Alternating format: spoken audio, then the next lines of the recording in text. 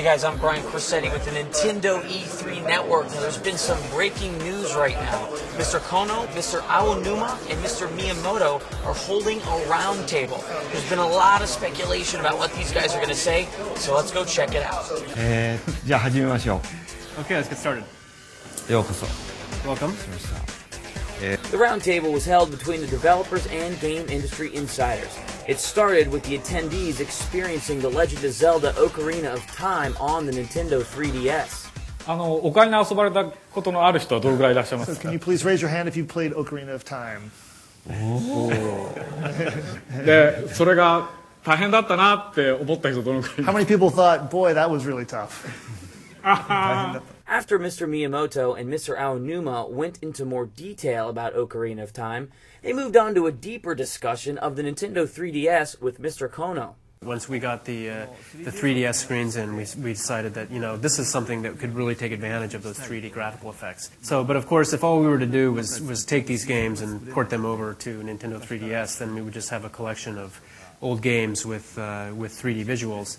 So we've been talking with the teams and looking at ways that we can improve the games and looking at new features that we can add that weren't in the originals. When you're playing a game in a fully rendered world, like in a Mario game, for example, it can be very difficult without 3D visuals to understand the depth and the distance between objects and that spatial relationship. Once you have 3D visuals to go along with that fully rendered world, all of that becomes very clear and easy to understand. Then Mr. Kono went into more detail about another newly announced game, Nintendogs plus Cats. I'd hoped to keep this title, safe and secret for E3 and announce it here. Unfortunately, last year, Mr. Miyamoto made the announcement that he got a cat.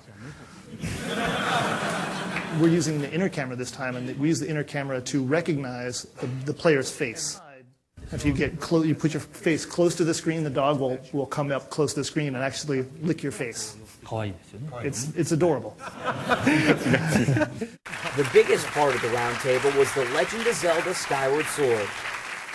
Hopefully many of you were at our presentation this morning and you hopefully saw me on stage doing what was supposed to be a spectacular playthrough of The Legend of Zelda Skyward Sword that ended unfortunately somewhat shamefully for me. あの後、実際に触っていただいた方どれぐらいおられますか So how many people have actually had a chance to play Skyward Sword since the presentation this morning? Now I'd like to ask the question to those people, how many of you after playing realized that what happened on stage was in fact wireless interference and had absolutely nothing to do with the fact that the game is poorly tuned? Could you please raise your hands? ありがとうございます。 Thank you very much. Now, of course, some of this is related directly to Wii Motion Plus. That's obviously the sword, the ability to wield your sword freely like this, and the ability to change items instantaneously.